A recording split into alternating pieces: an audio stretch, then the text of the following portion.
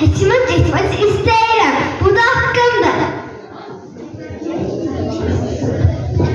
Salam uşaqlar, mən Zəkayam. Uşaqların hüquqlarını öyrədirəm. Zəka, mənim oxuma haqqım varmı? Bəli, Aysu, hər uşağın oxumaq və öyrənmək haqqı da var. Bəs biz oynaya bilərikmi? Əlbəttə, uşaqların oynamaq və istirahat etməklə hüququ var. Vay, nə yaxşı, biz həm oxuyan, həm də oynaya bilərik. Bəs biz danışa bilərikmi? Fikrimizi deyə bilərikmi? Əlbəttə.